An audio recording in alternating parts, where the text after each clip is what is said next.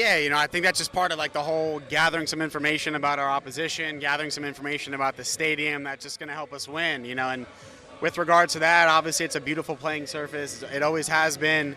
The fans are incredible. Obviously anticipating a great sold out crowd of high energy. So listen, I think a lot of great things about opening day, but we had such a strong spring training and focusing on what we were going to do, on a pitch-to-pitch basis to help, to put ourselves in a position to win after 9 innings. And, as long as we carry that, it's going to be a really successful opening day. But like you mentioned, being back in St. Louis is fantastic. I absolutely love this city. I love this fan base, and just excited to go out here and, experience another opening day and hopefully get us a win out the gate.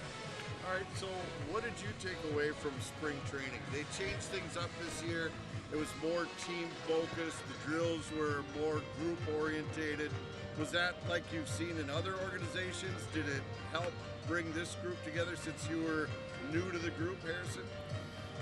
Yeah, I think building team chemistry, regardless of the uniform and organization, really is an objective approach. You have to have an objective approach, and in many ways, keeping guys together for as long as possible, keeping the communication, whether it's on defense on that side of the baseball or in the dugout talking about the pitcher. These are all recipes that allow you to have a successful club and build a really strong clubhouse. So with regards to that, it was awesome. I know a few guys spoke to kind of what they've done in the past. I can't speak to that, but my experience with it was fantastic, and I know with absolute certainty that we put ourselves in a really good spot to come out here and play really, really good quality and high quality baseball. And that's really all you can ask. We take these things in steps and in strides, and we have a lot of health, obviously, and coming here now, we checked a lot of boxes in preparation for opening day. So, I love where we're at, and spring was really successful. All right, I read that you had an inside the park home run here in this ballpark. First guy to do it since I think it said Vince Coleman. Do you remember that? That's got to be obviously etched in your mind. Yeah, listen, anytime you're in a conversation with Vince Coleman, it's really good company. Shout out to Vince. No, it was like an 0-1 or a 1-0 slider up in the zone against the Orioles. It's kind of kicked over there, and round the bases at any time, whether it goes over the fence or if you got to work a little harder and sprint through home, those are obviously great. But I do recall that, and that was obviously a very fun moment. All righty. And lastly for you, the nickname Tots. Where does that come from?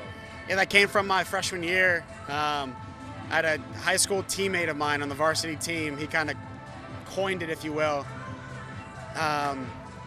It just basically is a play off of Tater Tots. My last name is Bader, so Tots is short and sweet. We like nicknames that are one syllable and straight to the point. And obviously, Tots is just a great breakfast side order, in my opinion. They go with a lot of, we can go with a hamburger. I think they're pretty versatile, so I think it's a fitting nickname considering the ability that Tots have. So yeah, no, that's been my nickname for a while now. I like it. So you're versatile. You can go with any situation. You go with the flow. And I try to. Tater Tots on any meal, and it's a winner. It really is. You could do it with a beautiful Wagyu steak. You could do it with some bacon and eggs. You could do it with a hamburger. Yes.